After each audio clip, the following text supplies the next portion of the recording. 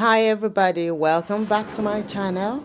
This is Tega, and in this video today I'll be showing you how to cut and stitch a cowl kaftan playsuit with keyhole. So let's just get started. In my previous video I showed you how to draft the cowl kaftan playsuit with keyhole, but in this video I'll just be showing you how to cut and stitch it. So you want to start by laying your fabric on the table like this, and I'm gonna be using a lightweight delicate satin fabric. You want to place your pattern paper on the fabric like I'm doing here. We'll be cutting 2 pieces for the front and 2 pieces for the back, so the total number of pieces we're gonna be cutting is 4. So you want to clip down your pattern paper very well on your fabric. Like I said, I'm using a satin fabric and it's very delicate, to be honest, so you need to be on top of your game and make sure it's not moving around. Once you finished cutting the 2 panels for the front, you want to cut the back as well, repeating the same process.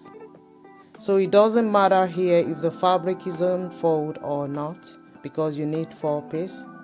So the next stage is to cut the facing. If you want a facing or bias for the neckline, so you need to go with anything you feel comfortable with. So here I'm just cutting a facing for the necklines, both the front and the back neck.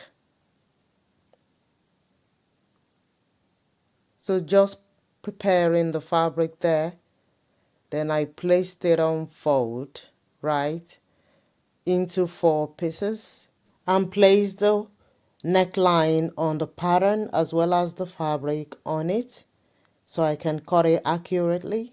So you want to take about 2 inches for your facing if you're cutting the facing, or 2.5, and for bias you want to go with 1 inch. So here first I was going for 1 inch for my bias, but later on I decided to take 2 inches facing. So here I'm going with 1 inch, but later on I went with 2 inches. Next you want to cut your belt. So your waistline times 2.5 will give you the total length of your belt. And if you want it longer, you can. I'll be stitching both together to form the belt. Next you want to transfer the keyhole on the fabric, so I'll be cutting that out now, and you want to do that by applying pins. You want to apply pin to where the hole has been drafted there, all the way around the oval shape.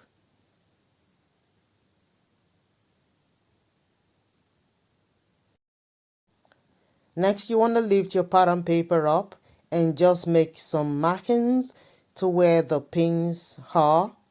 Exactly where the pins are, just make your markings and flip the pattern over to the other side so you can mark the other side as well properly. And once that is done, you want to remove the pins and make your marking with your chalk properly.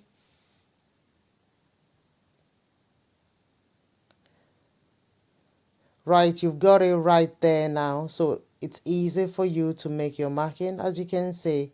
So you want to draw out your oval shape properly and use your scissors and just snip it the way I'm doing here in the middle like that. Just give it a bit of a tiny cut. And once you've done that, right, don't forget I'm cutting the 4 pieces at the same time.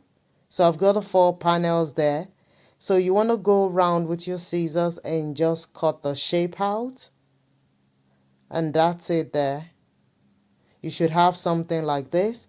Like I said earlier in the video, if you want your keyhole to be smaller, you can. And if you want to open it up more, you can. So that bit is optional. Next, you want to start stitching everything together. I'm gonna be starting from the neckline with the facing. You can apply interfacing if you want, but I'm just applying the facing on its own here. Applying interfacing will make it more nicer, but I'm just stitching the facing, you know. And once that is completed, you want to flip it over. But before you do that, you want to make some notches. This helps when you flip the neckline over. It gives it that smooth finish.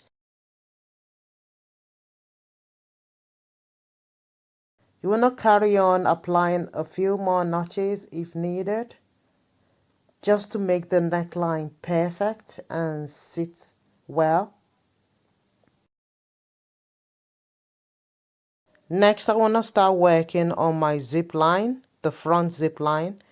So there, I'm gonna overlock all that bit, right, and all that bit as well. And next, you wanna take your 1-inch zip allowance and give it a good press before you apply your zip. I prefer this method, you know. You give it a good press, then apply your zip. Now you've got 2 panels instead of 4 because I've stitched down the back panel as well.